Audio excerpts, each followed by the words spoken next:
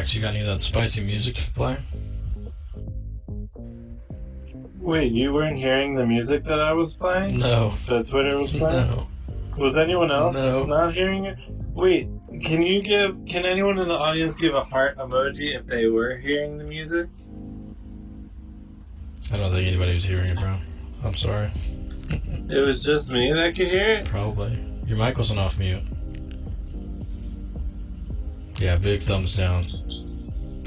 Well, it's pretty bad music anyway. Yeah, it's not the best, but we can crack into it. Alex is going to be a few minutes late. Just let me know. He's hopping on something important real quick, but he'll be right here. So, usually we start things off by talking about what happened over the past week. Was there anything that stood out to you? Because I think the big thing of this week is this conversation. I'm trying to think if we shipped anything last week. Don't think there was anything major that I can think of. I was looking at like the announcements in the FLUF World Discord over the past week, and the announcement was the show. So I guess this show is... Last week we showed our next Seeker class, which was pretty cool. If anybody's seen that, I'll pin it to the top. Oh yeah. It's the Fixer class, so I thought that was really neat. What up, what up, what up? Hey Alex, how's it going? Oh, hey Alex. Welcome to the show. Thanks for coming on. No worries. So a couple minutes late, but we're just putting out the announcement now. Some of you may have already seen from the Futureverse Twitter, and that's just going live on all the Discords now about the second Next Legends Root Network bridging event. Well, the first bridging event, but the second challenge has just gone live. So that will be running for the next 2 weeks. Anyone currently owning a TNL Boxer or wanting to buy a TNL Boxer can log into FuturePass. You only need to bridge a single Boxer. If you own 10, 20 boxes, you only need to bridge one of them, and then you will receive the rewards for all of the boxes that you own in that wallet that has completed a bridge at the end of the 2 weeks. Sweet. And I pinned that tweet, or Somnium pinned that. Do we both pin it? We both pinned it. Yeah, we both. There we go. Better 2 than 0. Okay, so that's the news of the week then, huh? There we go. So the second root challenge is now underway. And Alex, Aaron mentioned that we can expect these every month. Is that fair? Yes, that is a fair assessment. Awesome. So we got the one for this month, and we're off and running. So Alex, why don't you introduce yourself to anyone that may not know you, and also for those even that do know you, you have a shiny new role to introduce yourself as, right? So for those of you who don't know me, my name's Alex Smeele. I'm co-founder and CEO of Non-Fungible Labs, the team behind FLUF World, and part of the Futureverse ecosystem.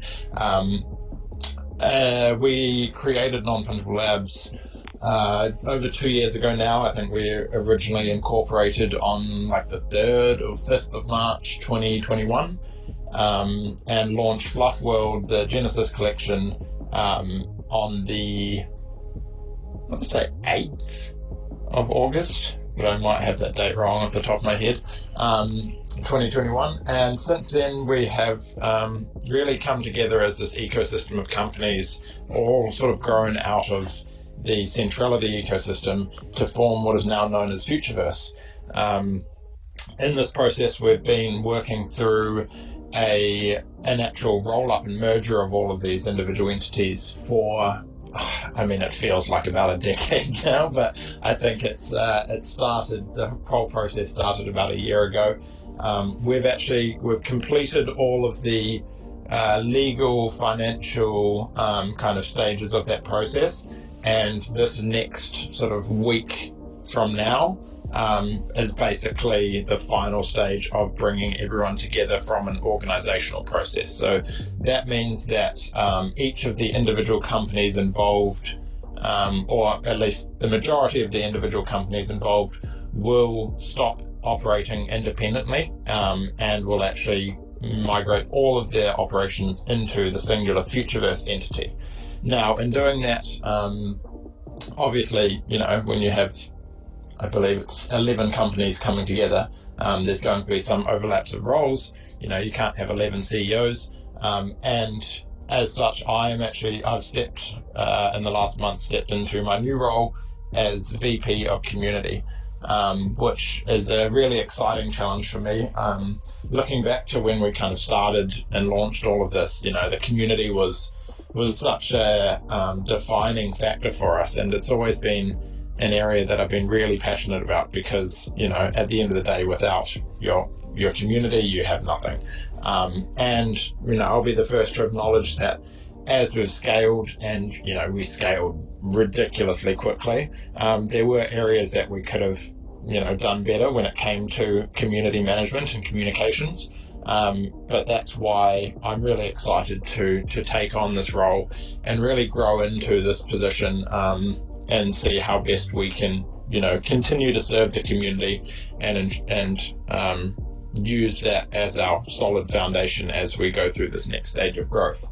Now, in that, I'm introducing a range of new initiatives that will really help improve accessibility and streamline our comms and community management. The first one, which I announced a couple of weeks ago, was just that I'm opening up my calendar to one-on-ones from anyone within the community, which has been a really great success so far. I think I've had 14 one-on-ones so far over the last couple of weeks. One of them was me begging out to come on the show. It worked. And it worked. Look, here I am. So, proof is right here in front of you that, we do hear what you're saying and we are acting upon it. But please bear with us that sometimes, enacting change does not happen overnight. There is a range of other initiatives that we're currently working through to really help streamline a lot of these processes, some of which I'll be bringing to the community to consult upon over the next couple of weeks. We're conscious that, at the moment there's a lot of different Discords, Twitters, different communication channels, and it can be a bit overwhelming and confusing for people as they often don't know sort of where to look for the right information. So that's something that we're actively working on at the moment to really streamline that, to consolidate some of the communication channels that we have, and look to establish a sort of single source of truth when it comes to all communication moving forward.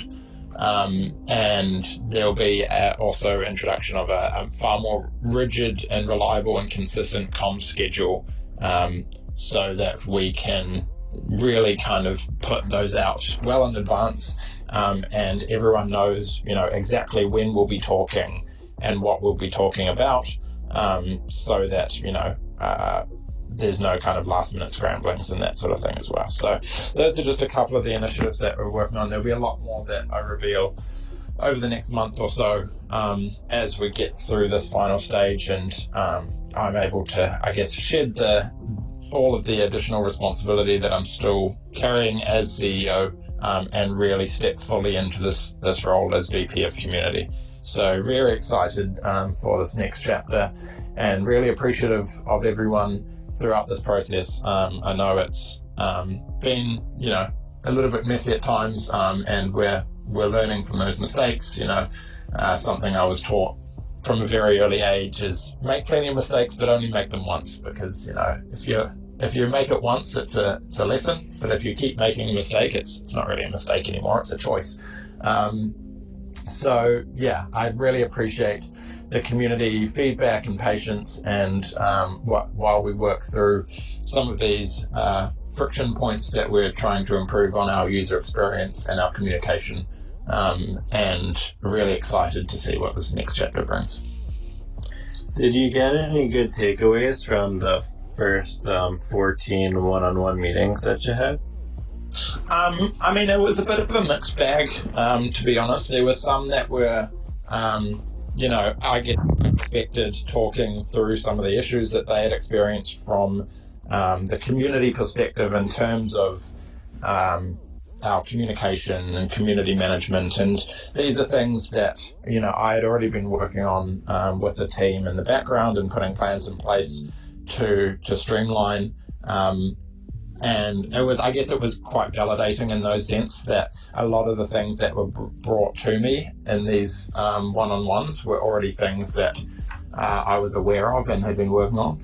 But there were also some really good insights that came through from some of these calls where they brought through examples from, other brands, whether they're within the industry or more broadly global brands that have actually put structures and processes in place that have been very successful, and that's been a good reference point for us to look at and use as we start developing out these new processes. So a lot of those, as I say, we're just kind of validating the thoughts that we'd already had, but we're really offering some great insight as well. There were a few that were really kind of more focused on the people with great ideas that wanted to contribute to the community, whether that was kind of community content creation or whether it was actually more, business ideas that they wanted to start building out on the Root network. So, discussed through the rollout strategy there in terms of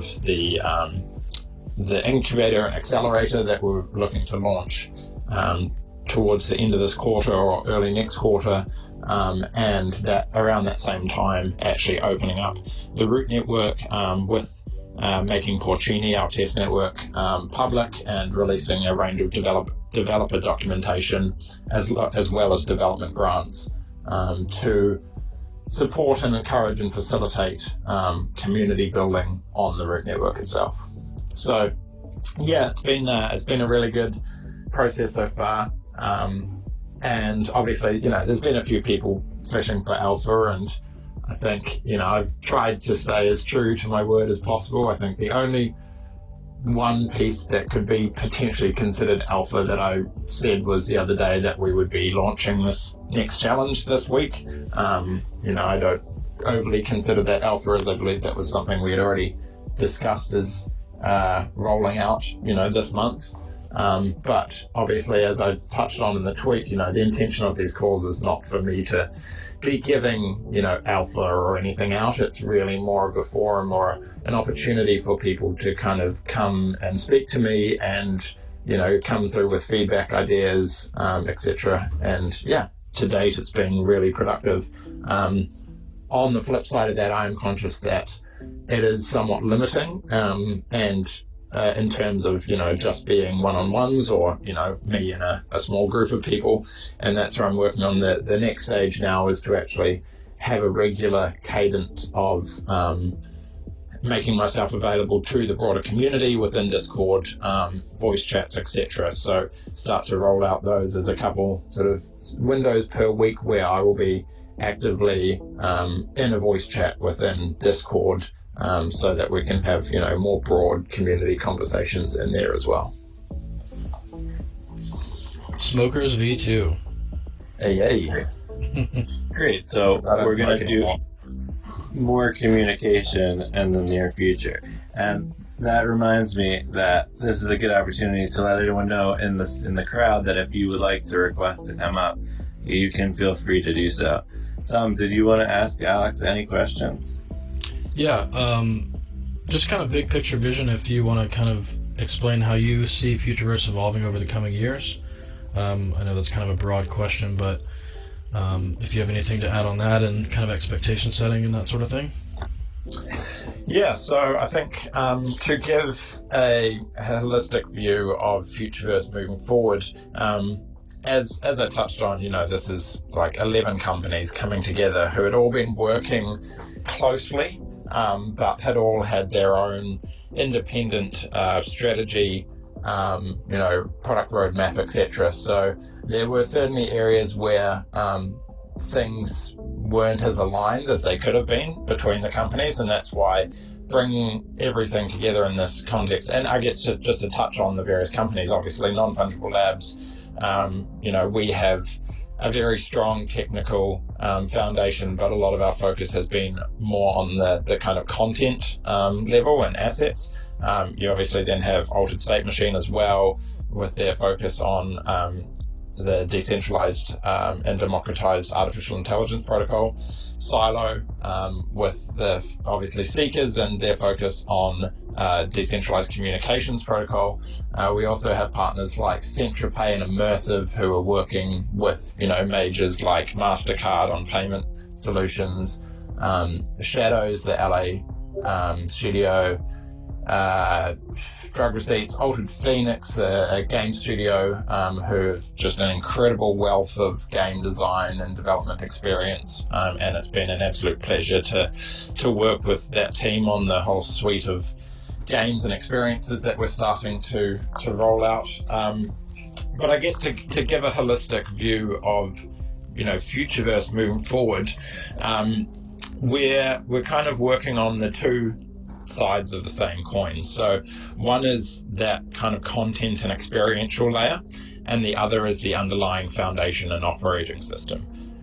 If you look at a lot of the companies in this space, the primary focus tends to be we're making the metaverse or a metaverse game sort of thing, which is a risky approach. I really hope that they are all successful, but the sheer likelihood of every one of these companies creating the next big AAA title game is somewhat unlikely. And that's why for us, we're really focused on building out the sort of metaverse operating system with tools like the Root Network, FuturePass.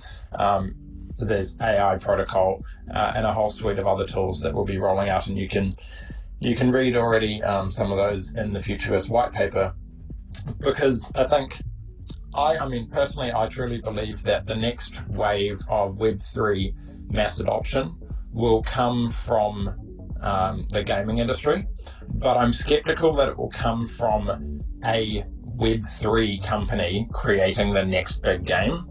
I believe it's far more likely to come from one of the big, well-established game studios like Epic or Riot launching a game that utilizes Web3 technology. And I think, in all of this, it's important to remember that it's not so much about, selling people on the ideas of blockchain and NFTs. The actual real path to mass adoption is to make that technology invisible, so people get to experience all the benefits of things like self-custody and decentralization without even having to know what an NFT is. It's the same way that you don't have to know how IMAP and HTML and all of that works just to send an email. So that's where, for us, we want to ensure that we are best positioned to provide the toolkit to these other partners, so that when it comes to them building out, this next generation of games, we can support and help them just plug and play in terms of, making that bridge to Web3. That's not to say that, we aren't focusing on our own first-party game experiences. We very much are, both through, the broader strategy in terms of the Third Kingdom, which will be the experience that brings basically all of the different assets and characters and collections that you've seen to date together, and I'm looking forward to being able to post the white paper now that we're working through the updates as we discussed a couple weeks ago, but also through key partnership experiences as well. And we've already obviously announced or launched the FIFA AI League. I believe the iOS build is on the horizon. It's just working with Apple whenever it comes to anything Web3 is a nightmare, but there have been some really great developments in terms of opening up iOS to applications that can be downloaded outside of the App Store, for example. But one interesting, I guess, analogy that was presented is, if you look at Epic Games, for example, they have their kind of crown jewel in terms of, a game, which is Fortnite. But, what their real secret sauce is Unreal Engine. And Unreal Engine, first and foremost, is a tool for people to create with. And that's where you can kind of make that similar reference to us with Futureverse, that yes, we're, looking to build our kind of crown jewel game experience as the third kingdom. But the real secret sauce comes from the root network itself and the Futureverse operating system and suite of tools that are encompassed within that. And that's where, all of the people that have been honest with this journey so far, and I can understand frustrations when people have been on this journey and are kind of watching things slowly roll out, but it is a very novel approach to actual game or product development in general, that you bring people in from so early on, but to have everyone along for this journey and to see how we're starting to build everything out, and to know that obviously, yes, we all want to see and do as much as we can with the assets that we have, but also knowing that anything that drives more adoption of the root network or the Futureverse operating system will be a net positive to those people that have been with us from the start. And, it is part of the nature of being in this industry. I think, everyone who's in this industry right now can probably quite confidently wear the mantle of a, innovator or early adopter. And being in that position, there's always going to be these kind of friction points that need to be worked through.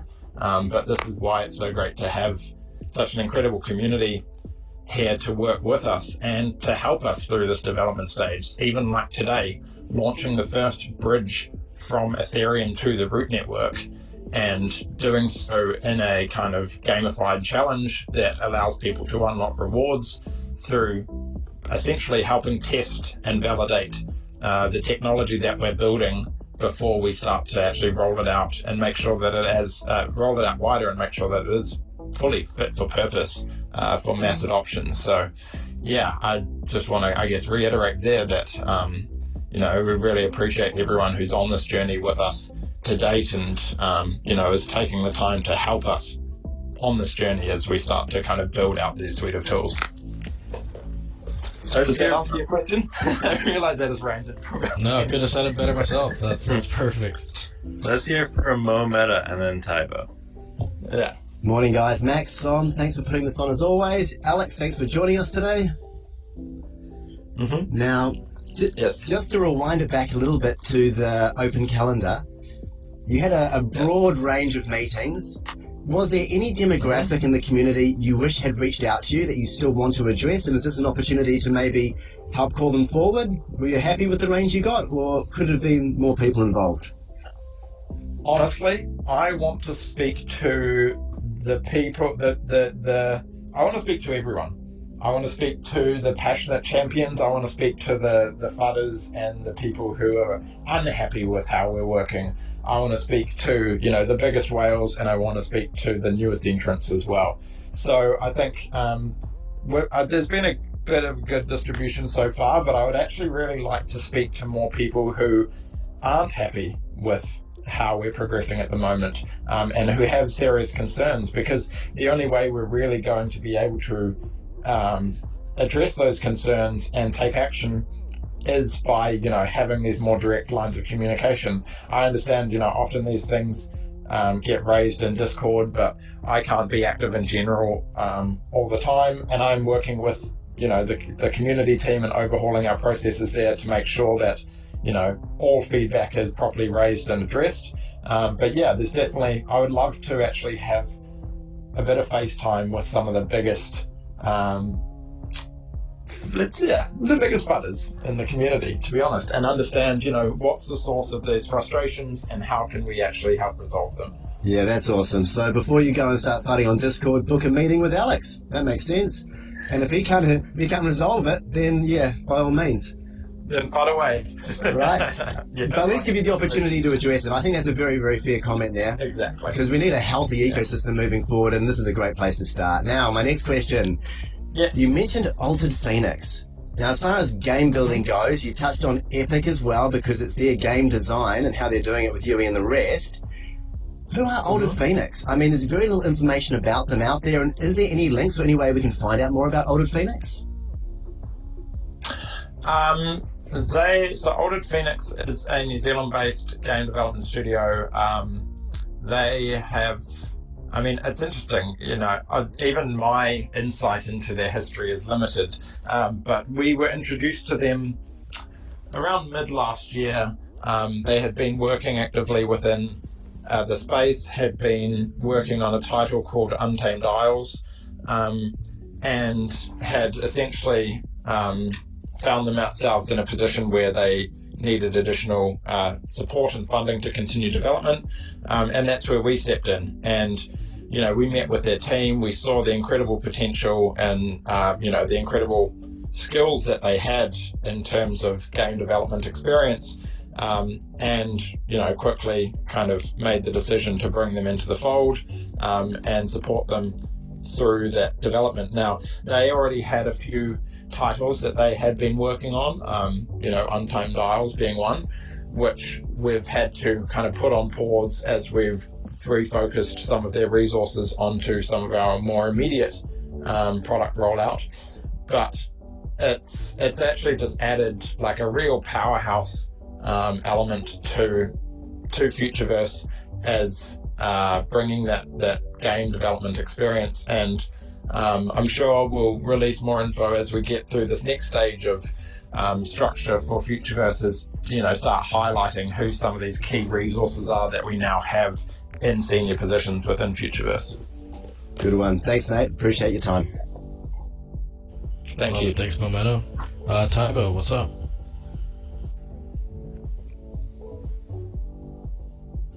Just give you a rain check. I'm just driving.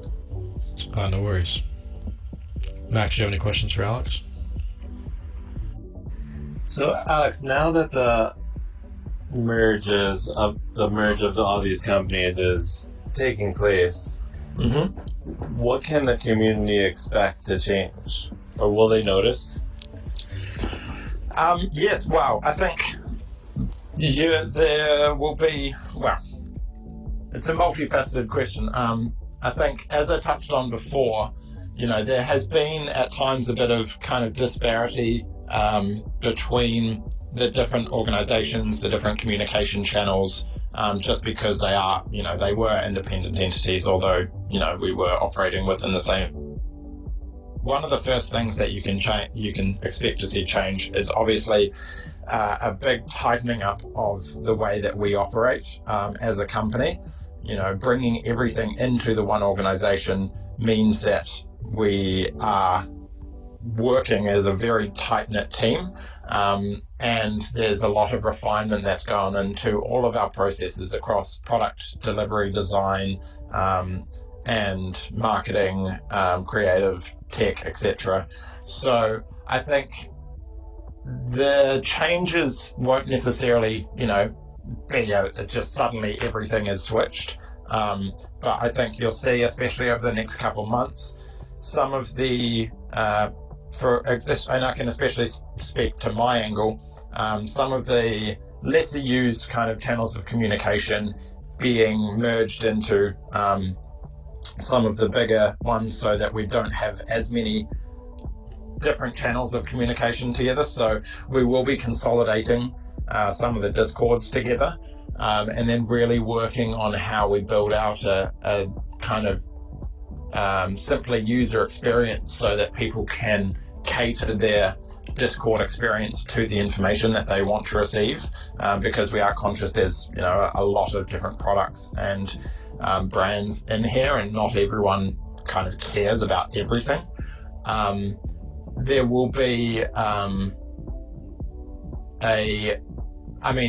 of the biggest goals for us here is obviously to be able to really put a bulletproof process in place that ensures you know, consistency and reliability of timelines, and gives us the confidence to be able to make, you know, external announcements on dates of timelines that have been validated and tested, and, you know,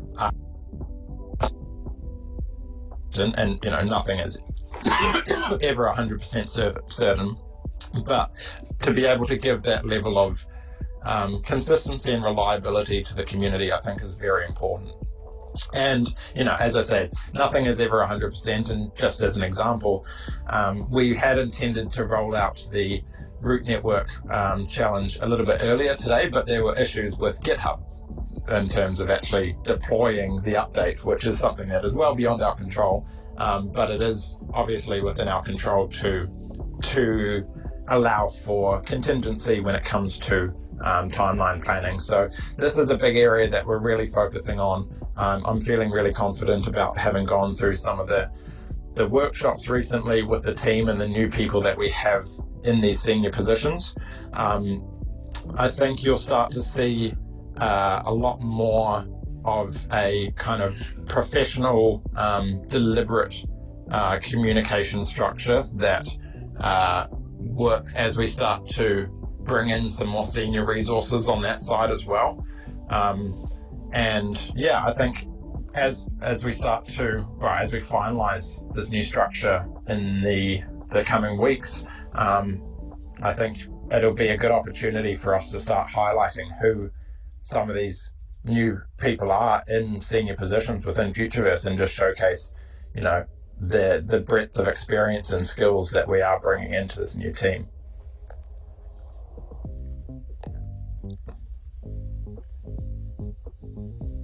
Yeah, I couldn't agree more. I think we'll see a lot more streamline of process and approach and all that sort of stuff, and having internal and external communications really clear. So I'm really excited for the future. Tybo, just put your hand up whenever you're ready to chat. No worries if you're busy, so all good. In the meantime, I'll ask a follow-up. One of the highlights of the messaging in general, and even more specifically, it was very prominently stated in the trailer that released last year, was we're not building the future, you're building the future.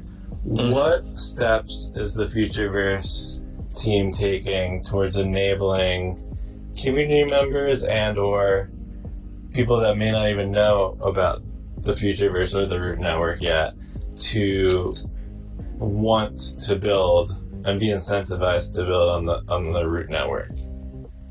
That's a really good question, and I think there's I guess broadly two categories that we would consider there. I'd say you could actually break them down into more subcategories, but we'll leave it as two for now. And the first being the more technical developer community. On that side, as I touched on earlier, we are looking to roll out the kind of the testnet Porcini for the Root Network, along with a full suite of developer documentation towards the end of this quarter or early next quarter, and then alongside that launch the Born Ready accelerator program, which will provide funding and grants to people that have great ideas and want to build on the Root Network. So we will be working to really build that out in terms of a knowledge database, so people have all of the relevant information, comms channels that people that are on that side, on the more technical development side, sorry, I just saw something come up in the community that just distracted me. Just to clarify quickly, on the bridging for the Root Network, I believe that the actual costs for bridging assets back from the Root Network are just covered from our side. The XRP itself might not show in your wallet, but regardless, you should be able to bridge those assets back. And bridging an asset back still shows as the bridge event, so you'll still get your challenge.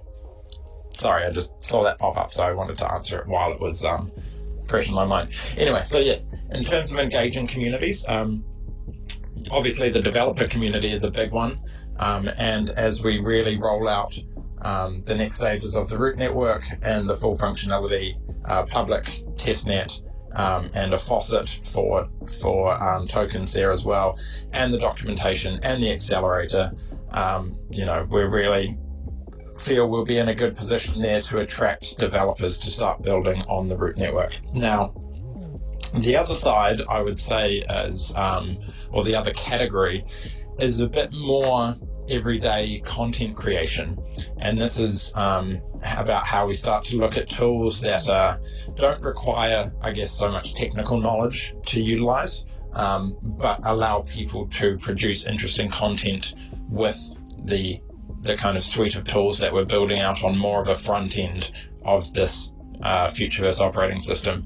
And I think that will be a kind of steady stream that starts with kind of looking at, I guess, currently the assets that we have, and as we start to provide more utility to, say, Blender files, but also how you can utilize those files to real-time mocap yourself, record video of you as your FLUF or as your goblin, and even jump into like a Zoom meeting as your goblin type thing. But then a lot of the other stuff, there's still a lot of technical or kind of creative knowledge required to utilize a lot of these tools like Blender, and that's where we're also very focused on how can we utilize the developments that are happening within AI and machine learning right now to actually I guess dumb down those processes. So things like asset generation, animation, these sorts of things, utilizing just AI tools and AI prompts to help facilitate content creation. So, I can't exactly give like a definitive timeline or a roadmap in terms of what tools are going to be released and when, but that is a big component that we're focused on, is not only how can we support, developers when it comes to building in our ecosystem, but how can we support, these people that are on the front lines to actually play with assets and create interesting content in a very kind of seamless, user-friendly way that doesn't necessarily require a great amount of technical experience. I think one that people recently saw was the DNA block with Replicant. I thought that was a really awesome way to get people involved with animation and use that tool as kind of a storytelling output through text, basically.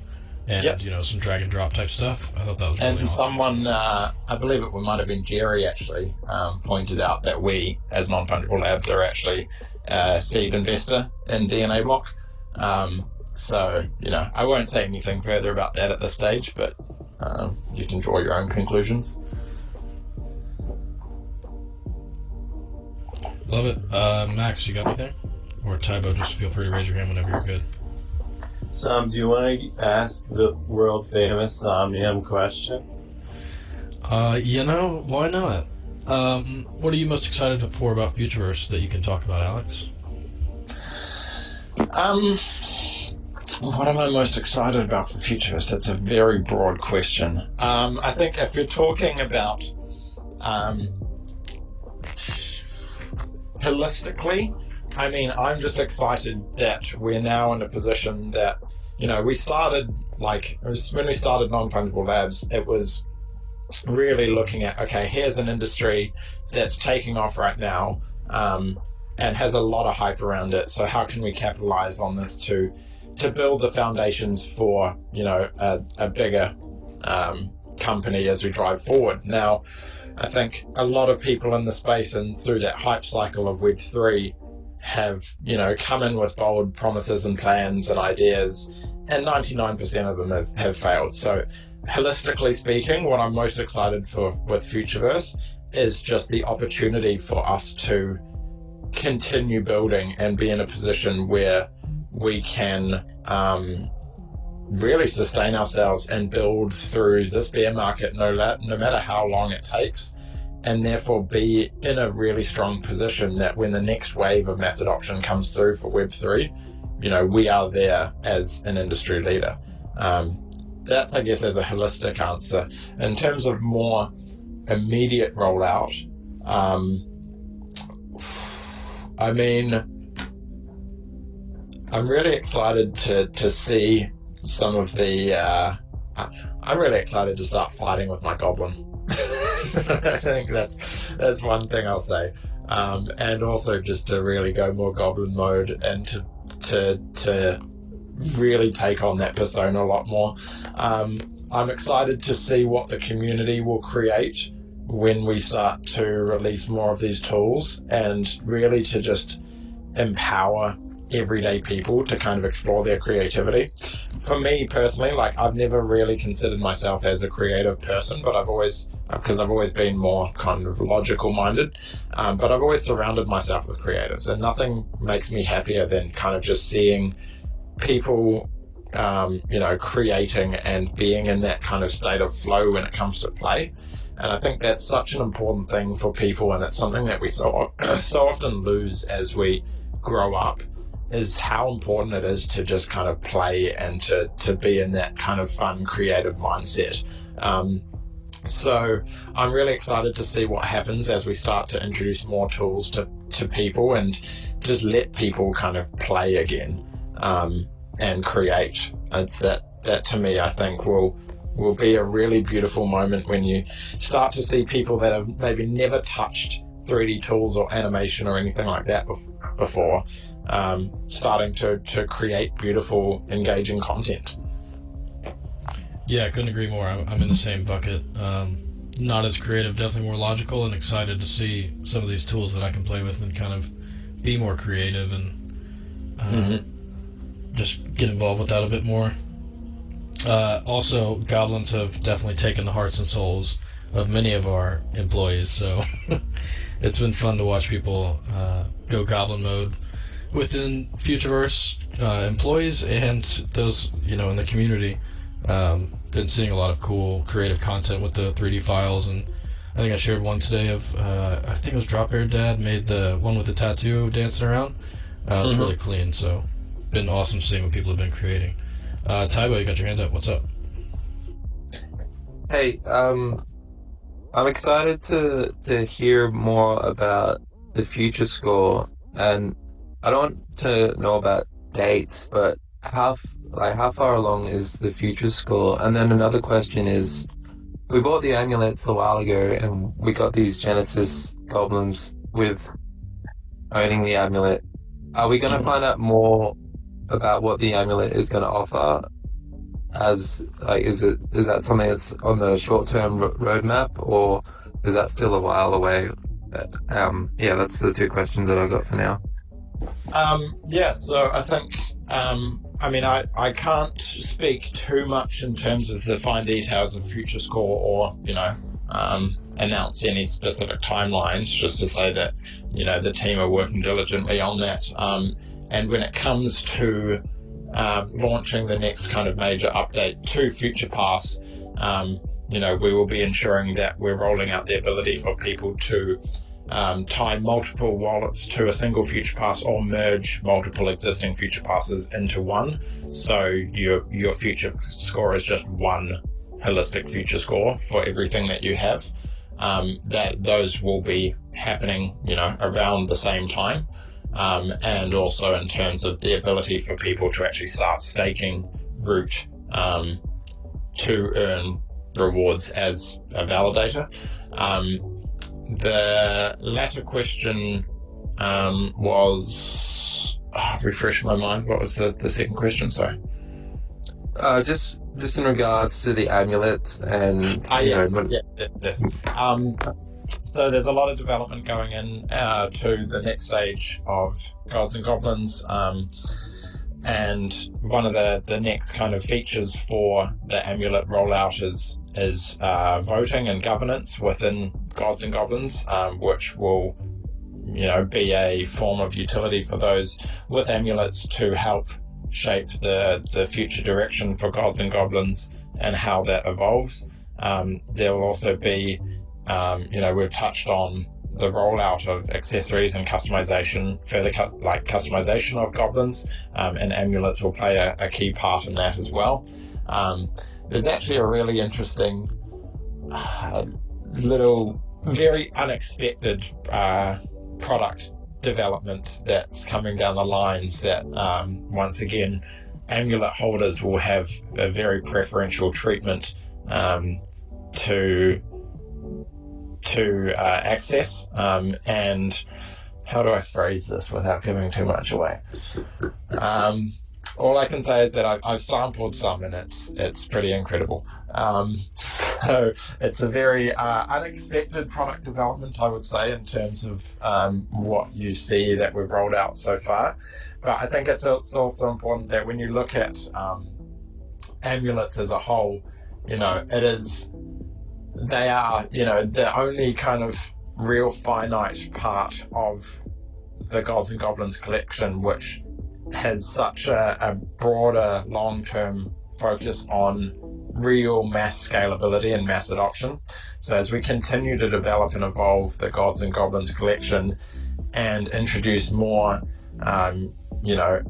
more things for people to do with their goblins, there's still only ever going to be a finite amount of these amulets that will play a very key role in all of that moving forward. So, I understand that, it's been it was, I guess, a bit of an unknown for people to kind of put their seekers on the line in terms of to claim these amulets that a lot is still unknown about, but I think people will be pleasantly surprised with the next stages that we introduce. Love it. And hey, feel free to say no comment if you ever have to, not answer anything too sensitive, but yeah, that was great. I think MetaBlocks was next, and then Money GCC. Oh, can you not hear me, Alex? Have I been rugged? Yeah, he's been rugged. You can hear me right now?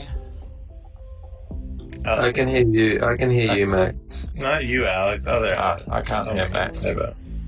Max. He probably can't hear either of us right now. Okay.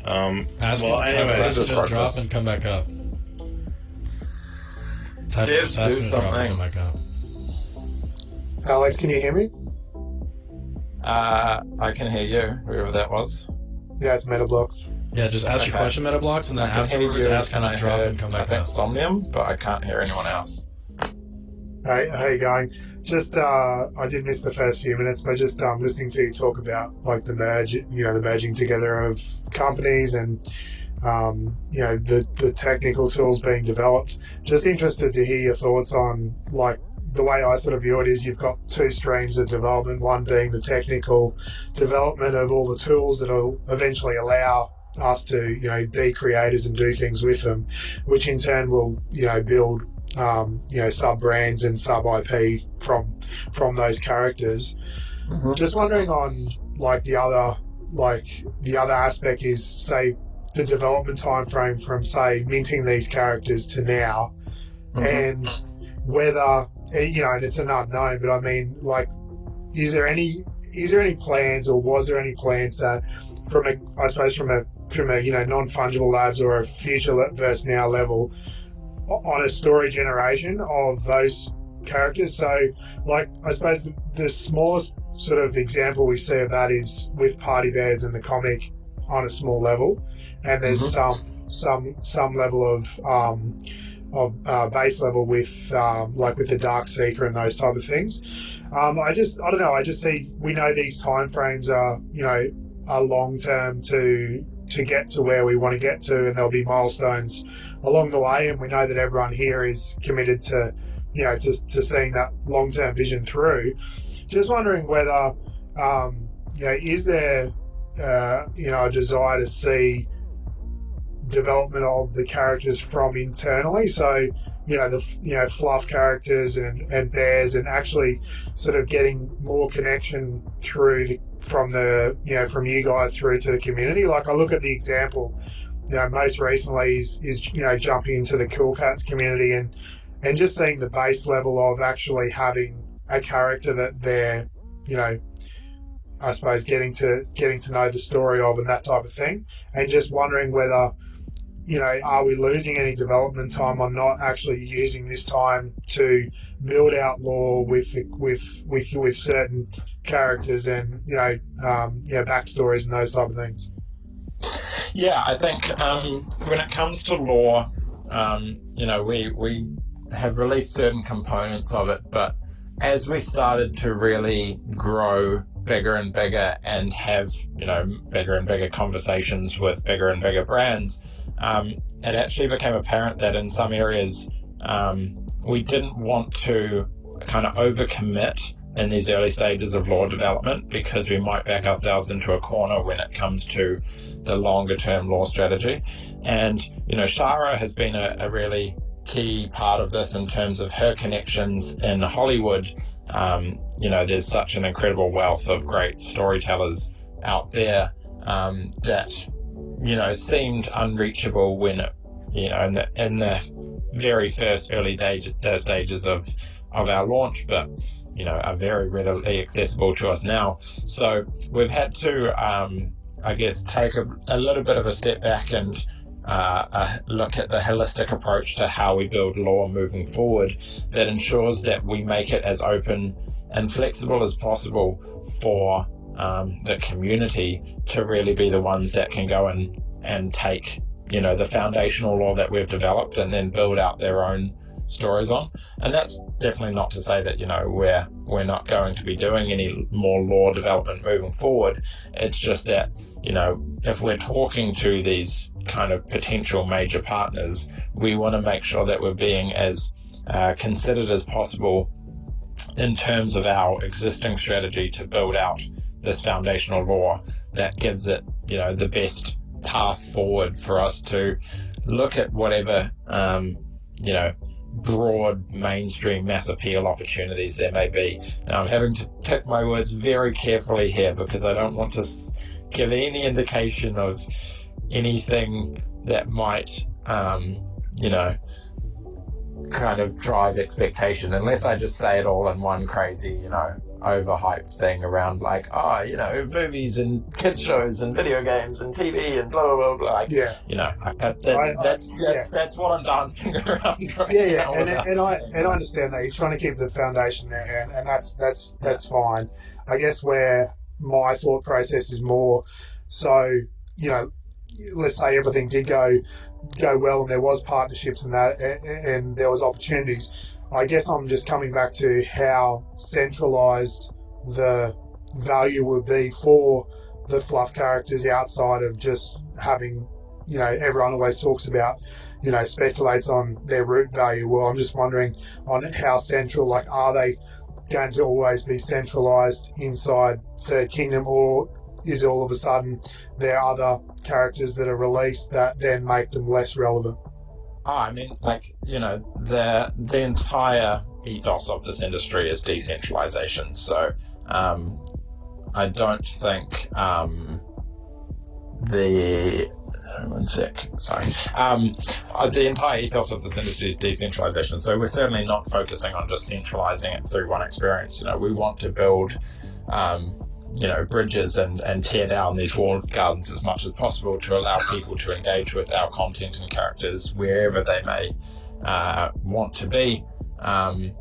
But so there's the second part of your question that I just got distracted by some chat. Yeah, I guess what I'm just getting, I totally get, you know, that it should be open and you know, having that there. I'm just wondering whether there's any desire for, like, obviously you guys are investing heavily in the technology side of things so that it can be broad for everyone. Like, are you guys going to be investing in the Third Kingdom so that people do have an advantage or want to, you know, there is a desire to use, you know, the FLUF characters and those characters over, for example, something else that just pops up?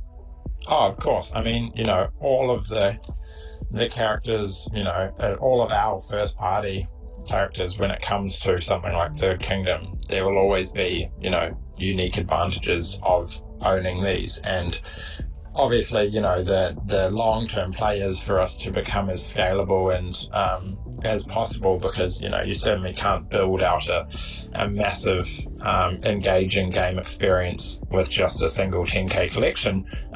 But as we, you know, even if we end up with 100 million, there will always be, you know, unique benefits to owning some of these more limited assets or characters like FLUF Partyverse, etc.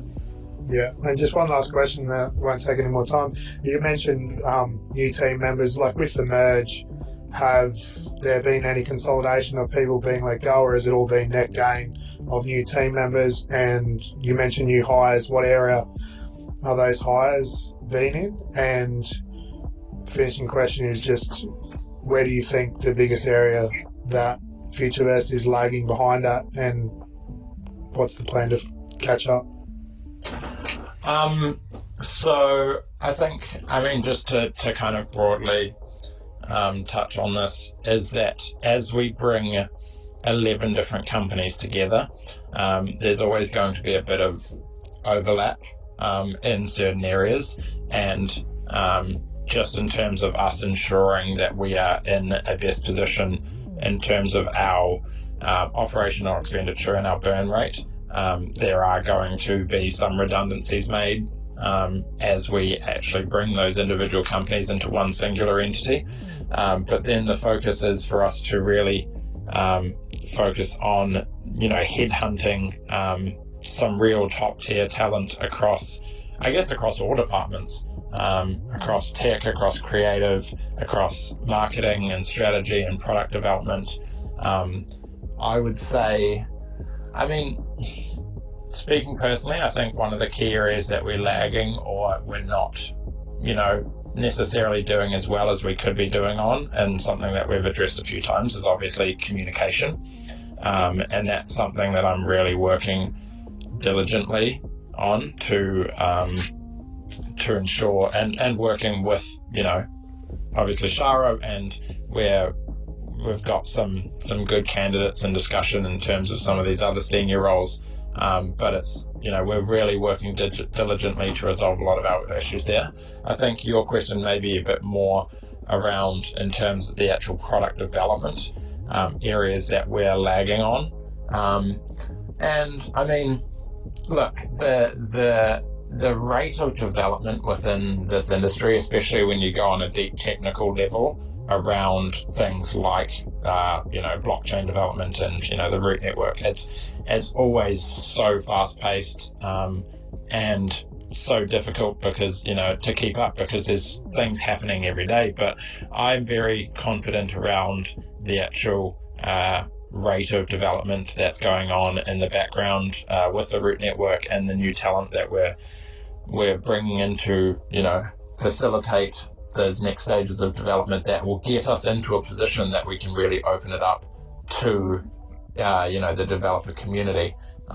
As I touched on before, having Altered Phoenix on board and some of the other new partners that we have accelerating our game development timelines are really promising as well. But it's also important to realize that building massive gaming experiences take a very long time, and that's why we're kind of breaking out that approach in terms of starting with what are, I guess, broadly high-level meta games at the moment, but then starting to introduce smaller, simpler game experiences that keep people engaged and that are really fun while these bigger experiences are worked on in the background. It wasn't. I wasn't insinuating on pace of development. I totally understand that things take time, and I actually think overall our community is pretty accepting that these things do take time. I went through yesterday and looked at all the projects that have been launched, what month they were launched, how long has that period been, and there's a ton of stuff there, and everyone knows that is in the community and knows how much has been built. I just think it comes back to how each of those workflows as each product, how that experience flows throughout time, and because if anything, this is just my thinking, and I could be totally wrong, but for me, I think having a focus on communicating those workflows consistently versus sporadically actually gives you more time and time release from pressure of having to deliver massive items. And I just think that it just feels like, I know there's always more going on behind the scenes, but it just feels like that things are a little bit like chopped and changed and not as probably consistent as what they could be.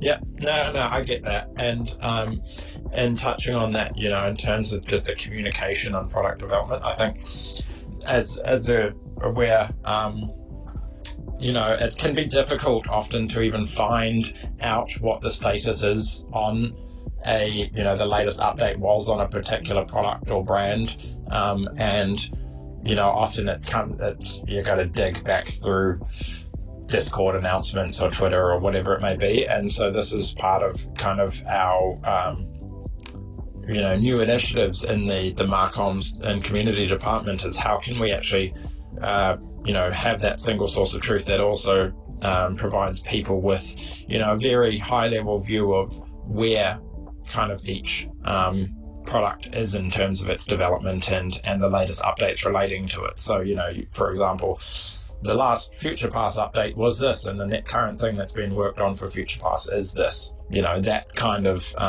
doesn't overly commit in terms of any timelines or anything, but gives people that level of visibility that is I think quite reassuring, and towards your point there. Thanks for your answers. I won't take up any more time. I appreciate it. Sweet. Thanks for watching GCC. Hi, good morning, guys. How's everybody today? Hope you guys are doing well. Good, thank you. Great. I actually had a question about the boxers, but because you touched on writers and Hollywood, I have probably a more important question here to ask. Alex, yeah, because I back myself into an alpha corner. Well, no, not at all. Actually, you pegged yourself into a corner in which you're going to have to give us a little bit more description of how Futureverse will enable writers and artists and just anybody creating something in the Futureverse to get paid their fair share. And that goes along the lines of, you're aware of the current writer's strike in Hollywood, right? Yes. Okay. And most of what's been going on in Hollywood is people complaining about getting their fair share on streams, right? Nobody believes, writers don't believe they're getting their fair share of streams. They believe the studio's taking all the money, Netflix, Hulu, whomever. Is Futureverse building applications within the platform to allow for writers to earn their fair share over the content they create, even if it's shared content? It's a really good question, and I think watching this writer's strike unfold has it's just shown how much power people have when they band together. But I think there's a lot of tools that can be developed into Futureverse and the Root Network that we're not expecting to kind of have all of the answers straight out of the box. So even just what you've identified here as an opportunity, it's not something that we have kind of defined on our roadmap as a clear deliverable, but there is clearly a strong use case for it, and it's something that, especially if you have like a decent idea or proposal around, then it's certainly something that I'd be willing to take to the team and see, either A, is this something that we are able or have the bandwidth to develop in-house in terms of our current list of priorities, or B, is it something that, it's worthwhile running through the accelerator as something that can be developed by, the community, or, by a partner company to actually help facilitate, that kind of fair distribution of royalties, as you say. Oh, I'll keep that in mind. Good answer. My original question actually was about the Boxer. I was sitting here while you guys were talking, and I was bridging my Boxer into the Root Network, and it said it had a 20-minute timer on the bridging. Now, is that 20 minutes because it's in beta and you guys are testing the network, or is it always going to be 20 minutes to bridge an asset into the network, possibly for security reasons or whatever? I believe that is, I don't honestly have the exact answers to that right now, and that's something that I can definitely find out from the team. I believe that that's something that will definitely, speed up over time, and that's just due to the current kind of beta of the bridge. And yeah, I think it's also important to note that as we move forward, a lot of, basically any experience that we develop in-house will obviously allow for bridging of assets to the root network, but we also want to try and make it as accessible as possible so that people can utilize their assets no matter what network they're on. So that is to say, you won't necessarily have to bridge all of your assets, to the root network just to be able to play a game. But there will be significant advantages, obviously, just even in terms of, the gas fees and that, if those assets are on the root network. Awesome. I appreciate that, Alex. Thank you for your time. Thanks for the question. Before I continue, a quick word from our sponsors that make the show possible. Introducing Fraz Cola, the world's premier beer-flavored beverage. It's Fraz Delicious, highly nutritious with a top-secret recipe that's so delicious. Nothing beats the buzz of a cool Fraz Cola. What are you waiting for? We're getting Fraz to the NAS! Consume at your own risk. Symptoms may include and death. So, Blocks, you wanted to ask a question? Yeah, thanks, Max. It was just a quick one, Alex. Not to push on timeframes, but I know Aaron's mentioned that there's a future score launching due for this month still, and I'm just wondering, with a couple of weeks to go to the month, is that still on the cards? And if not, and it is pushed later, can we know ahead of time? Yeah, I don't have that information in front of me, but I will check in with the team, and I'll make sure that we are proactive on our comms with that, if there is any, I think he's connecting, so he might have missed some of that. We can hear him. I got all of that. Yeah, but we can hear him. Yeah. Oh, okay, cool. I can hear you. Yeah. I don't have that information in front of me currently. I can certainly check in with the team and make sure that we are proactively putting up comms to keep everyone updated in the community as to when we expect that next stage to roll out. Yeah, for sure. And I know it's something like Max has mentioned in the past where it'll be like, he's obviously says, it's released in an announcement and that's what we go by. But I mean, It's also, for me too, it's also credibility. And if someone's word is coming in and saying something, then, they follow up on it. And if something changes, just to let us know. And I think, that once those, if something is big and substantial, and this is like going back to my point earlier about the depth of what's being built, really like the ecosystem undersells what it's built by the way that it communicates it. Like things should be given the excitement and momentum to lead into something and say, this is the launch date and it's 1 to 2 weeks out and this is what's going to go alongside with it, spaces, Discord chats, whatever it is. So that it just has it's very much, and I know it's hard to plan ahead of time on some things.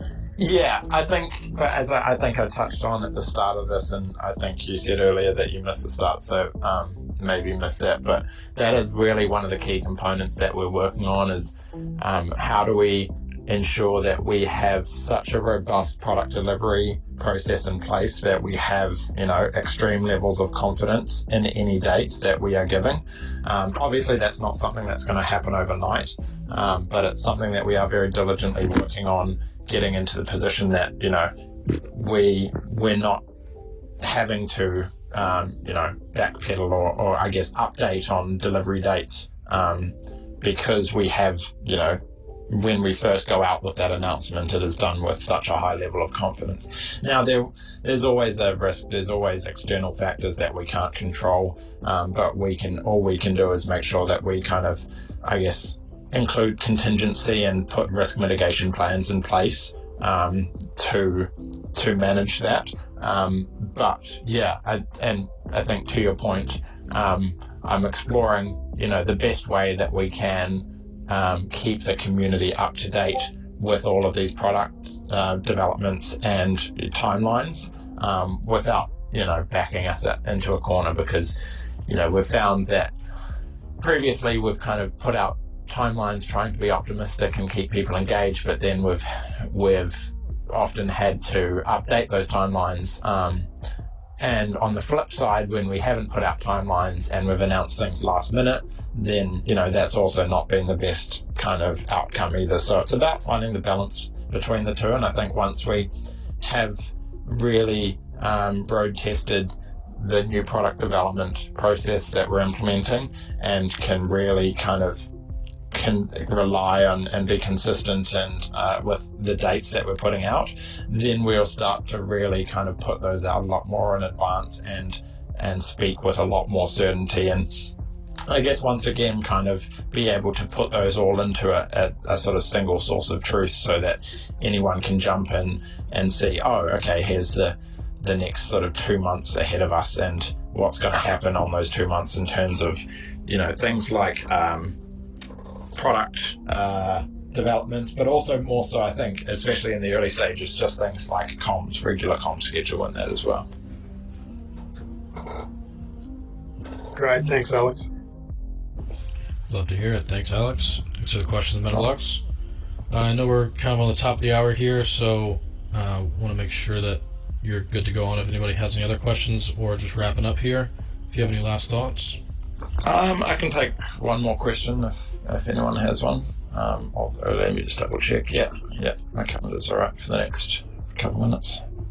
But we should let you go now. So if there's anything, is there anything you wanted to share that you didn't get an opportunity to share? And otherwise, just try to wrap up and thank some. And can everyone give some emojis for Alex to thank him for coming on today? The main thing that I guess I've touched on, but I want to reiterate, is that we have this journey to date has been just insane, from where things started over 2 years ago, and then if we look towards everything that has happened in what is actually quite a short timeline. It's still pretty surreal to see what we've been able to build, and at the end of the day, we are just a group of humans, a group of very passionate individuals who are working as hard as we can to deliver and build out the best possible products and solutions and experiences for this incredible community of people that have kind of put their faith in us, and the countless other people that are yet to come. Really just want to take a moment to thank everyone in the community, for being part of this journey with us. It's still so early, and I know that there have been areas that we haven't kind of done as well as we could have, but we do hear your feedback. We are working diligently to put new systems, new processes in place to resolve these issues and to kind of provide the most frictionless experience moving forward. So thank you all once again. A reminder, if any of you would like to speak with me personally and kind of discuss ideas, feedback, concerns, anything like that, you can find my Calendly link in a recent tweet that I put out, and you can book a time in there, and I'll also be making myself more available within the community in the coming weeks to have broader discussions in there as well. So just thank you all. Awesome. Thanks so much for coming, Alex. Thank Appreciate you. your time. Cheers, guys. See ya. Have a good one. I've pinned the Calendly link to the top as well. If anybody wants to check that out, feel free. I see you also pinned a post that says that there have been 25,000 downloads of the FIFA World Cup app on Android. And I feel like that's a pretty solid milestone. Definitely more to come, and getting more awareness around kind of a big product that we've got released already. So it'll be awesome when that's on iOS as well. Yeah. So let's get some opinions from the group of speakers that we have up on, any other conversation that we had. Any thoughts?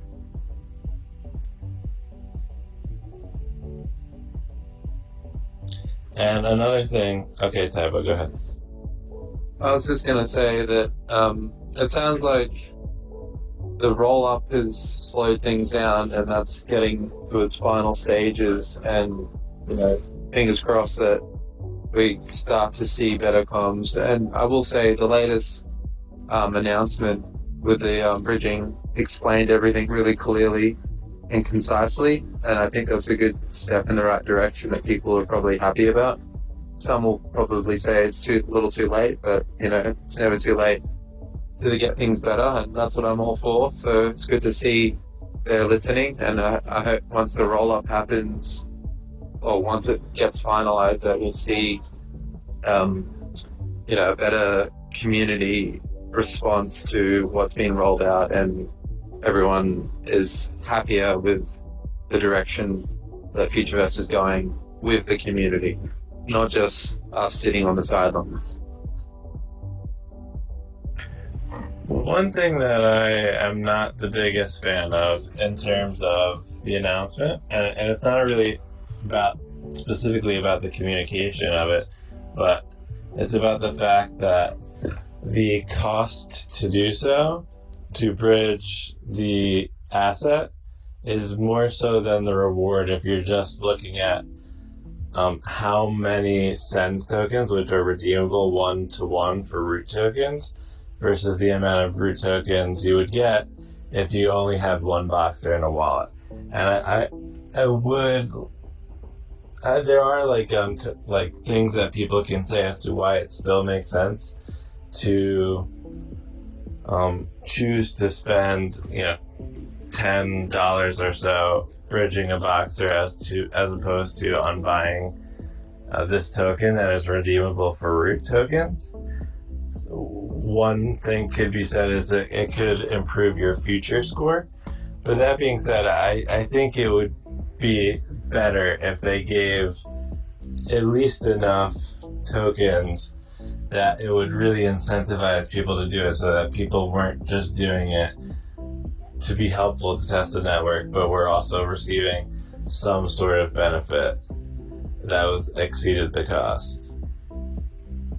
Yeah, and I think you're right. When it comes to people owning one Boxer, it would be discouraging for anyone to front that money for the sake of testing when we're looking at the price of SENS as 1-to-1, and I could see how that's very disheartening and almost like a bit lapsed in 1 or 2. But I guess something on that, maybe some feedback, because I think you're right. We should be incentivizing people that are spending money on gas to actually be wanting to do so. And to further state it, I think a lot of people, and fairly so, expected that they would be able to earn something by participating in this challenge. And the reality, if you say that the price of a SENS net token is close to equal to the price of a root token, is not only are people do not have an opportunity to earn money by participating in this challenge, but you're actually giving up money. So I don't know if I love that. Blocks? Yeah, it's a good point, Max. And I think something you said could be the key point, and that is when it comes down to our actual future score. And I think all these actions that we're taking along the way that will contribute to adding your future score, where there will be, for example, challenges challenges that would distribute X amount of root to everyone, and your percentage based was, whatever your score was as a percentage of the overall. So I do think that there's more to it than just the actual face value, because I'll admit, when I saw 100 root initially with the first for the minting part, I thought, okay, that was low, and I did think this one would have been higher. And I think that potentially there will be people that would be disappointed. And I think that's where they need to work out how they can be clearer if there is more to it without getting into, regulatory issues. So if it's like, these actions will benefit you towards future score, and that may help people understand. Like, I'm having played around with, like, just in Cool Cats with their cool score and seeing how involvement can be rewarded. For example, like buying a Cool Cat might get you, I think, 100 points, whereas getting involved in doing, a staking journey will earn you the same. So it sort of balances out the holders over time that are engaging. And I'm just wondering whether these sort of participation,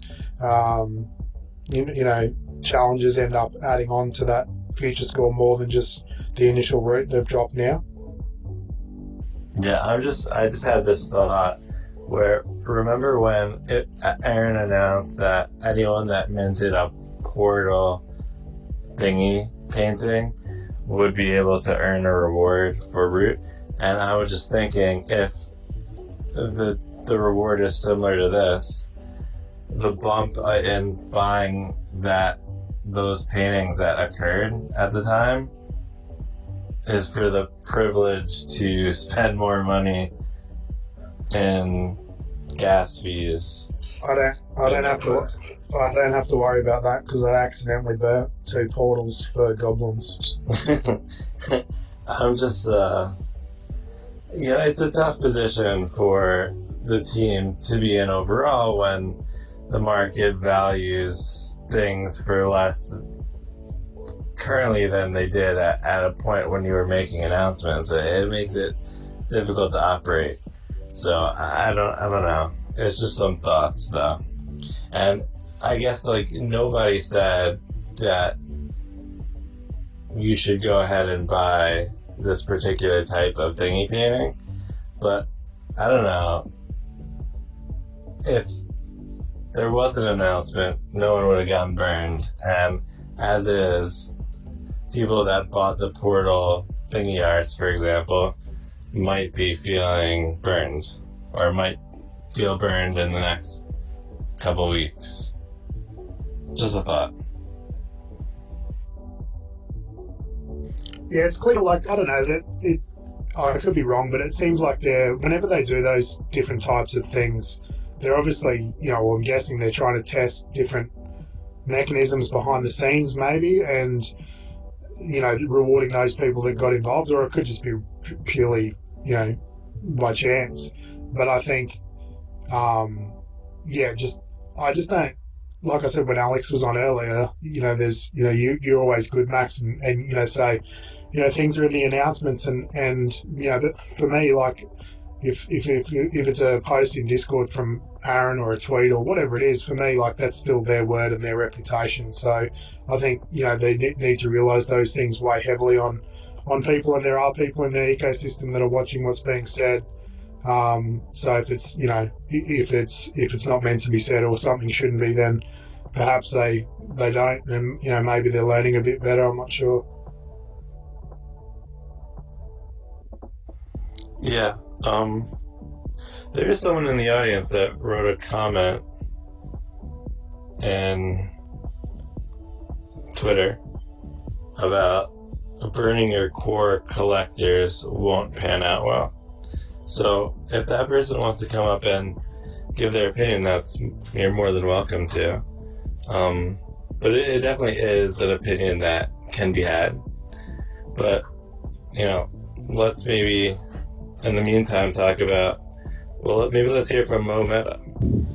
Hey guys, I just thought I'd jump back up to just touch on a point that Alex made regarding his calendar. He said that the people he really wanted to hear from were the sort of like the repeat fudders in the community. And I'm not on Discord a lot, you guys know that, so I'm not sure who these people are, but I think going forward, anytime someone repeatedly fuds on Discord, maybe we should just ask them, have you had the opportunity to speak with Alex? And if you haven't booked yourself in, maybe you should. Because if we're going to have a healthy ecosystem going forward, now's the time to address it. So I don't know if these people on Discord are always the same people who are fudding, because I'm not there. But if you see it, call them out. Say, have you had the chance to speak with Alex? Because if you haven't, then you just, turning it into an echo chamber. I just wanted to add that. And magically too, Mo, sometimes those same people have bids in at lower levels and are happy to flip assets. Well, we've got to come to a point now where if they won't, step up and have a conversation about it, they just want to come in and bring those negative vibes, then maybe they don't get to stick around. This is a Discord that I've seen that's been incredibly forgiving to people, regardless of how negative they are. As I said, I'm not there a lot, so I can't really gauge it. But if they're just toxic and have nothing to add to the community, then sooner or later, you've got to bring down the hammer. Well, I don't know, I guess. It's been something we've been exploring in terms of warning people. We're not just going to let people run rampant, being absolutely just negative and bashing on the team or whatever. Like, we're always open to criticism and conversation. But there's ways to go about that in a constructive and, meaningful way. I can understand negativity and frustration, and that's okay in doses, but when it's kind of like the same thing every day from the same people, obviously that can kind of get out of hand. And it causes people to not, join in the conversation as much sometimes. So, we don't want to dampen other people's experiences in that manner, but we also want to allow people to express their opinions. So it's a fine line to walk. But I think if people are warned about, certain things to do and not to do and, follow the guidelines and things, that, we allow people to kind of express themselves. But yeah, it's an interesting one for sure. I think Mo, you have to with this, like, you got to be able to decide what the litmus test is for people being objectively critical versus people just that are just like Debbie Downers that just want to just bring FUD because they just want to FUD. So it's really an objective look on each person individually, I think, in this regard. Yeah, I know. Some people just want to watch the world burn. But as we said, there's that opportunity to chat with Alex. If you've had a chat with Alex and you still feel the same way, then by all means, continue your narrative. But if you haven't talked to Alex and given him the chance to hear you out, and you continually come on, well, that's a bit different. Man, I'd love to hear some of these people up here, because I feel I'm pretty neutral across it all, and they are always welcome up on this stage to chat with us as well, because, we're not just all fanboys and girls up here. We certainly have strong opinions. Fox, did you have a one-on-one session with Alex by chance? No, I haven't yet, but I have been planning to, and I was actually wanting him to wait a little bit, and then hopefully have a better conversation as a result of it. So, but I am planning to over the next week or two. Yeah, I just mainly wanted to have a guest on the show, so no. But I asked him some hard questions, but I think it would be great if a lot of people did that from different perspectives. So there's certainly a lot of criticism that people can fairly make, and also a lot of compliments that people can fairly make, and just a whole lot of different sides to the story and opinions that people might have. I think the key message that I get is, Roblox is, one thing you could explain it as, but they've put all their efforts into making this technology, this platform for others to create on, and that's been their focus. Their quality is in, shows in the work that they deliver, and I just think that they've put the roll up together. They've raised, a good amount of money, however much that was, got good people on board, grown a team. They've done a lot in a short period of time. And obviously, there's expectations because there's, like I said earlier, there's, nearly 2 business parallels running at the same time. And with, with where I think it'll go is that now that they have brought everyone together, I think they probably, what they're going to find is they will, if they do recruit well, and that process will still take 3 months, if they recruit well, then they're going to get some people in come on board and probably be just, rubbing their hands together at what the opportunity has, because I truly think there's an immense amount of low-hanging fruit waiting for someone to put together in a little bit better way. They've just, they're so understated with what they've delivered and how they've done it. And I just think it needs a few skilled people that know, and everyone has their strengths and weaknesses, and that's all part of growing as a company, to get those people on board. And they've obviously got the foundation to do that now. I think if they can get the right people on board, and I think that's when we'll start to see the magic happen. And it's, one could argue they could have potentially started to put that together 6 months ago, but obviously their focus was the roll-up. And I think if they do that, then we'll start to see, the output come through from the 300 plus that are working on it. Do you have an opinion on what the market is telling us in terms of the pricing of their first layer 1 token from this group, the SensNet token by Centrality, which is kind of a company associated with all of the companies that are now being rolled into Futureverse? Well, I think my own view is obviously that the market in general, between whether you look at the Sens token or even Asto or Asto and Silo, there's really a lack of demand for it, and that's pretty obvious. And I think that comes down potentially a little bit to the fact that the tech is being talked about, and I think once people start to see the delivery of that coming piece by piece or delivery by delivery, and seeing things come on time and meet or exceed expectations, then I think we see prices follow sentiment, and ultimately the voting at the moment is fairly low. Obviously the market's low, but there's still areas within the NFT market right now that are getting capital and getting a lot higher valuations on their projects, and that's ultimately coming from there may be trading, but ultimately that's coming from a higher level of sentiment and belief that the project is worth what it's worth. Yeah, I think accessibility too comes into play with SensNet. It's not easily accessible for most people. It's not listed on exchanges, more commonly known. So for that reason as well, if it's not easy to get and easy to store in a wallet and the rest of it, then people tend not to have easy access.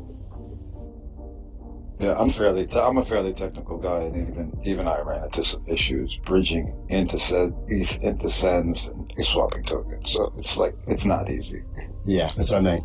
And saying that too, the volume in the last few days with, following the news, the exchange news, there was, I think, over $1 million of value traded in one day.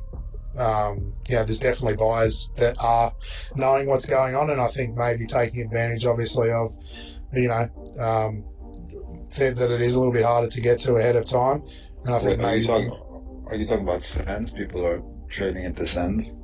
Yeah, there's been I think it was in the past week or so. There was, I think the highest volume day back on, a couple of days ago. Question that I'll pose to everyone up here and anyone in the audience that would like to come up. The fact that this group of companies launched a token that received a lot of funding and in the end wasn't a success, do you view that as a negative for the company or a positive that the company can learn from the mistakes that they made with the SensNet token and blockchain and centrality? And they're not leaving those people to dry so much because they're allowing them to participate by getting 10% of the root token. So they're rolling forward that venture into the next venture, but that venture in itself didn't work out. So how do we feel? Is that like a minus, or is the I'm with the ability to latter. learn from those mistakes a plus? Yeah, I think we learned from our mistakes on that and give it way more of a use case. Fork the good tech out of Sins that was working and that would apply to open metaverse infrastructure, and then, you know, basically merge it into Futureverse in a way, right? It doesn't completely fail by, you know, by any means. Somnium, do you know Somnium? I'm not technical on it anywhere near enough. With what's been forked from Sens, you know, they raised, I think it was 100 million in 2017 or 2018, whenever it was, which obviously got them a development time frame. Like, how much of that do you think, or if Sens wasn't there, how much further behind would Root be? Like, how important was it to the Root network? Do you know?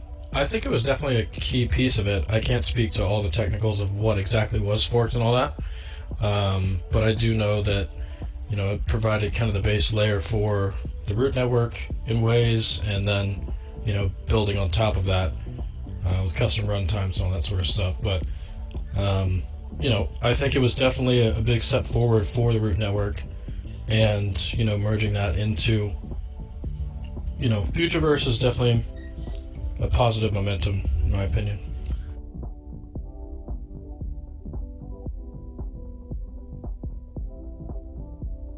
Does anyone else have an opinion? Because definitely arguments can be made on both sides. I think what we've noticed with the Sands team, or just centrality, is they're more focused on building the tech and market later approach. And I think Som is right, is that there was good tech built within Sens, but there was also maybe some shortcomings with the vision, given they had a similar gas mechanism with Centropay and Sens, and now that they've migrated and working with XRP, it's allowed them to have the liquidity on the network, which is a huge problem for most networks that are starting up.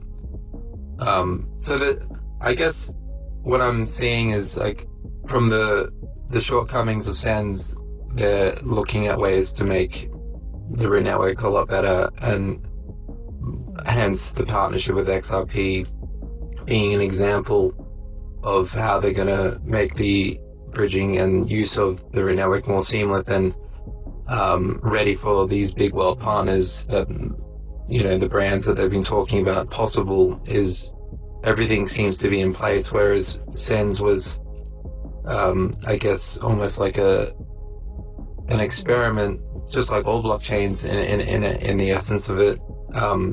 And there was some good tech with cookies, you know, like when we think about donuts, and other things that have been migrated over from the Sens runtimes.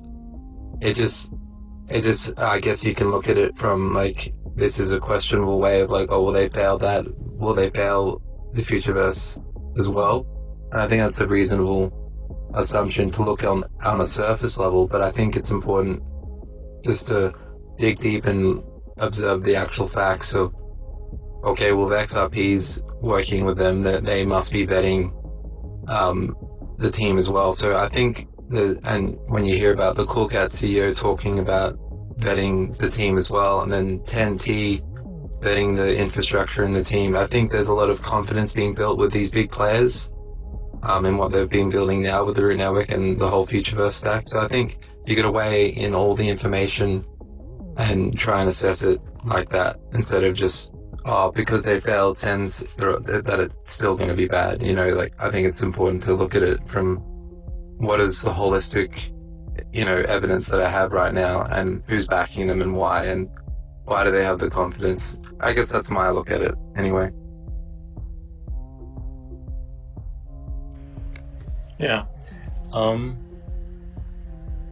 there's definitely both sides to the story, and like, you know, you can say, well, the market is pricing these tokens at the price that it is, which is currently on the only exchange that lists it these days, MEXC, MEXC. I'm not sure how people pronounce that, but it's 0.01069 cents in US dollars. And you can see, you can come up with the conclusion that I think this is mispriced, or you can come up with the conclusion that I think it's properly priced, and, you know, come up with any number of reasons why it might change in one direction or the other, or to what magnitude. And, you know, everyone's going to have a different opinion there, but it's good to talk about it. Hey, just real quick, I have to jump, but don't want to take away from the conversation, and just gonna jump out. Thanks. We'll see you next week. Much love, Fluffle. Have a good one, Bunnies up.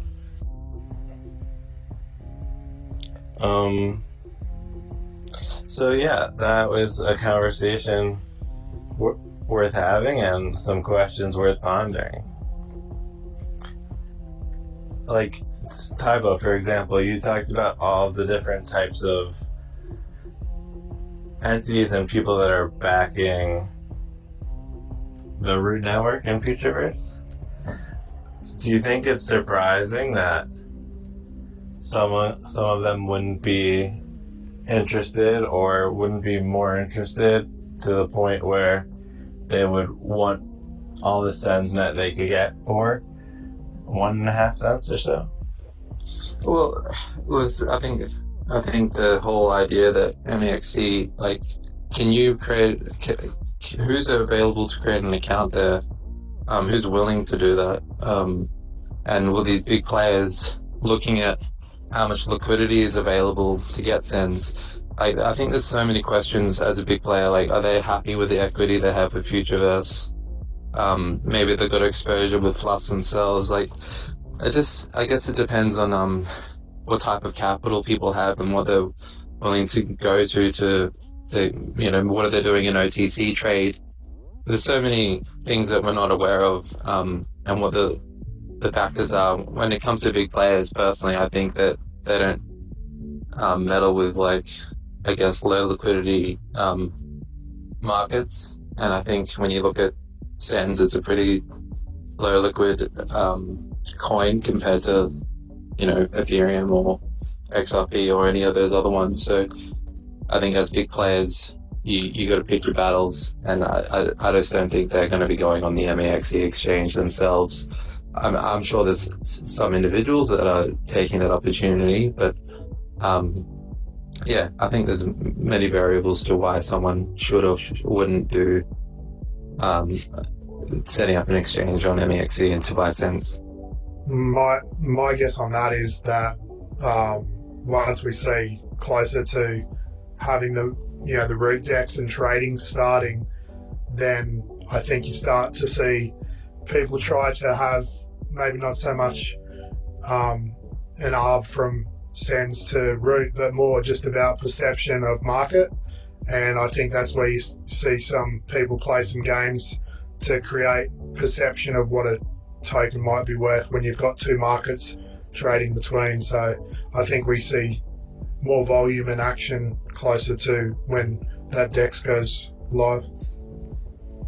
Do we expect root to be on bigger centralized exchanges, given that the last token is now only on one exchange? Well, look at Silo. I think looking at Silo as an example gives me confidence, but that's just my take. Silo's listed on Coinbase, right? I believe so, and some other ones as well. Yeah, so they do have a history of getting tokens listed on the biggest centralized exchange. They have team members that are well equipped for getting tokens listed on all of the exchanges. I have an opinion on this, but it's just an opinion. I would prefer factual statements from maybe Alex or somebody that can tell us exactly or if they plan on divulging when, well, they're probably not, when it'll get listed on some of the bigger exchanges. Well, what we do know from the last AMA was the audit needing to be finalized before they can be listed on exchanges. I think that's just a protocol 101. When you're wanting to get on an exchange, you need to vet that your network is secure. So the audit has to go through first, and they also mentioned that they do want to get root on exchanges. So I'm sure with their connections, we'll find out soon enough. But Aaron did mention they can't directly talk about, oh, we're going to be on this, that, and the other, because that runs the risk of them being seen as a security. I don't know if you remember. Yeah. It runs the like insider trading security. It just creates a whole big mess. So they'll never be able to divulge when they'll get listed on exchanges. Not even the exchanges would divulge that. So yeah, we'll just have to wait, I guess.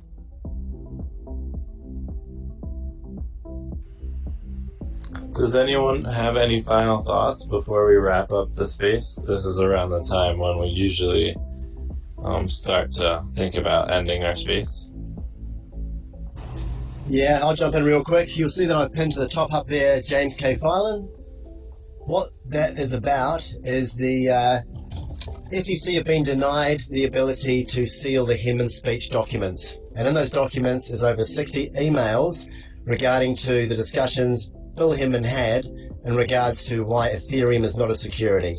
At the same time, the same company's going after XRP. So, Judge Torres has the case in front of her now for summary judgment. It's completely up to her. The issue is both the expert witnesses from either side don't agree.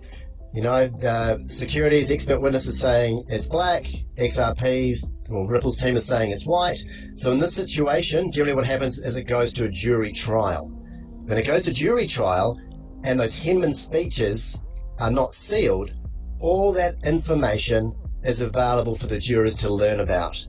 And in those speeches and in those emails is all the corruption that's been going on within the SEC. So the fact that those are not sealed is incredibly positive, especially if we go to a jury trial, because then we get to see everything. So I'll end with that.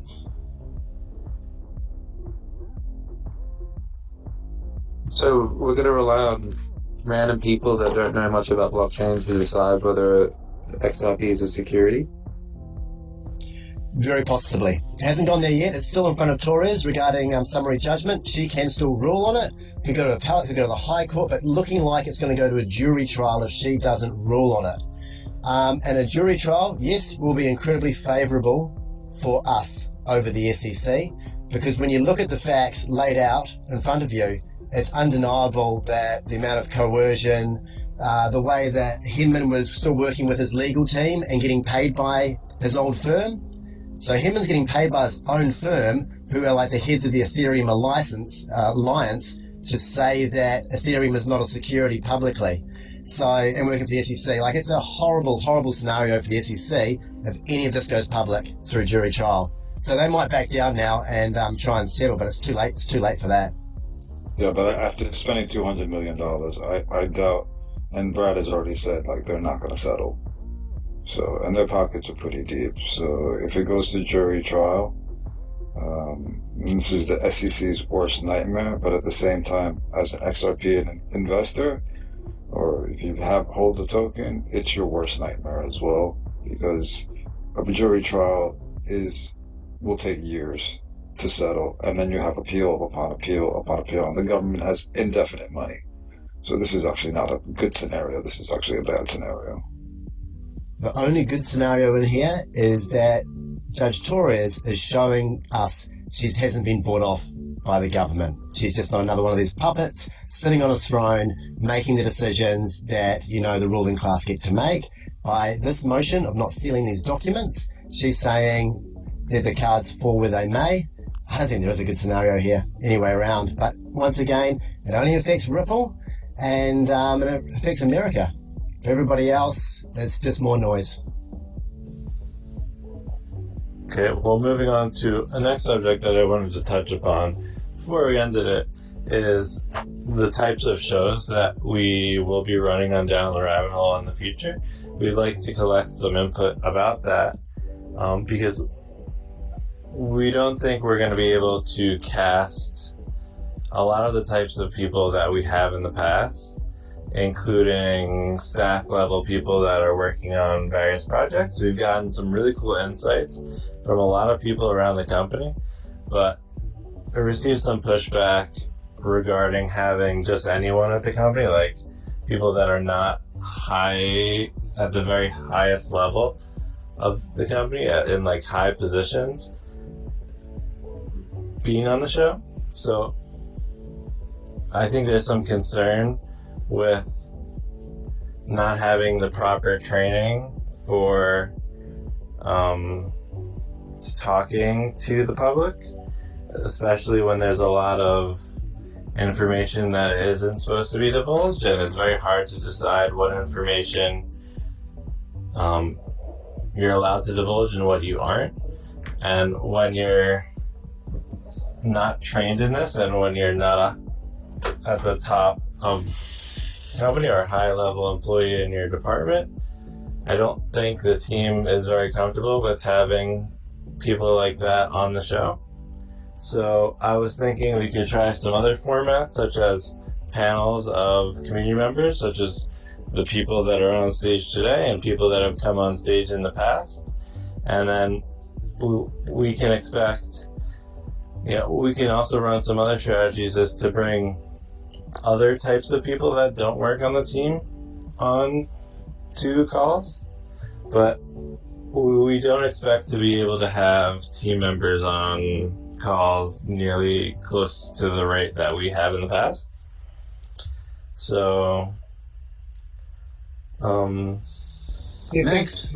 Sorry, just coming on that, Max. Yep. Do you think with Alex, and I did miss a little bit of the early stuff, but I heard the tail end of Alex mentioning, over the next coming couple of weeks, creating some open Discord voice chat times and those type of things. Do you think that, like, one of the thoughts I had was, alternating between, to be able to maybe, whether it's yourself or, Som, or probably not Somnium, but I mean, having yourself, like, working inside those Discord voice chats to help facilitate those conversations? Yeah, I also will share another thing. It would be cool if Somnium was here, but he had to dip. But one thing we were considering was having a weekly thing on Discord as well that was much less structured, really not structured at all. And the idea was to bring Vibe back to Discord, because one of the things that we talked about earlier that is controversial was people being upset at the vibes of the Discord for certain people that have only negative things to say. But that's hard to deal with. But what's easy to deal with is going to the Discord and playing a game. So that was our idea. Every week at a particular time to play a Discord game on the Smokers Chat. And to the extent that Alex decides to commit to a specific time or enact some type of strategy about him talking in Discord, then we can adjust to that, or he can adjust to what the community is doing. So what are your thoughts on that, and do you have any suggestions? Yeah, I think there's definitely a difference in the feel when you switch between, like, a Discord voice chat and Twitter Spaces, and some people might be more comfortable speaking in a Discord voice chat. And I think, depending on, like you said, if the guests aren't there, do we need to do the Twitter show every week, or is it every second week and there's a set format show / schedule, just like you said, whether it's unscheduled, a scheduled time, but not a scheduled format, and using the Discord voice chat. I think there's you're sort of covering both bases. I'm not sure. That was sort of what I had in mind. My concern about not having it every week and just like having it every other week it's much more difficult for somebody to understand when it's happening versus when it's not happening. And what I really think this show provides, in addition to having cool guests, is a weekly opportunity where everybody that wants to know knows when to show up. We're even careful about the time zones to announce when there's, a time zone change, so somebody that lives in any given time zone can adapt. But the fact that we're at the same time every week for more than a year now, I think is valuable. And I am hesitant to change that. But hey, Max, you know my thoughts on this. Even if it's only for 20 minutes or half an hour, just keep the show going. I'll always show up and jump in. A lot of us really look forward to this, and it's the only way we really do get to connect with the community, especially if we don't have time to jump on and off Discord like I don't. So, please, even if it's just 20 minutes or half an hour, that's the solution. Every week would be great, mate. We'd love to have it. To reduce the amount of time per show is definitely on the table. But yeah, that's a good goal, Max. Like, I think it's you've done a great job to make to effectively backstop that week after week throughout the market being pretty ordinary. So I think that's credit to yourself and Som for doing that. And I think the fact that we're having a conversation about how we as community can help contribute to improving communications and different things is a good thing. And I think, we just need to tweak a few little things, and I think we can get a lot better traction and engagement from those that are still here and want to participate. Yeah, well, we'll continue to have shows every week, I think, and I really think so. I don't see that changing. And if you'd be willing to, start the show on the stage as part of a panel, that would be really great. And I'm going to consider reaching out to certain people to see if they're willing to do that in advance. So, because 1 or 2 weeks over the past couple of months, it's been a bit of a monologue or a dialogue. And I say monologue because Sam works on the team, so there's a lot of areas that he really has to be very, very careful about speaking about, which, I got to be very conscientious of that, and he has to be conscientious of that as well. So, to the extent that we have to start in that situation where it's just the two of us on stage, it makes it very, very difficult to have a meaningful show or meaningful content. So anyone that likes this show or likes to meet up every week, any help that you can provide in terms of suggesting people that might want to do that or volunteering to do it yourself, that would be tremendously helpful to the future of the show. And we really like this show because the communication from the team has not been consistent. So our consistency of coming on every week, we think, is tremendously valuable. And so we really would like to keep it going and keep it going in a way that is providing pretty good content, as opposed to just having the show for the sake of having the show. So thanks in advance to everyone that considers participation, and also big thanks to everyone that listens to our show, whether it's live or on replay. The replay, of course, will be available as always at the conclusion of the show, which is about to end, on my Twitter. And I look forward to the future of this ecosystem and the show. And a big thank you in advance to those that want to increase their participation, and a big thank you to those that have participated. And with that, we'll end it. So some emojis in the comment section, and we'll see you next week. Thanks, Max. Thanks, guys. Thank you. Thanks very much for watching. If you enjoy this content, smash that like button, hit subscribe, and maybe consider watching one of my other videos. Bunnies up!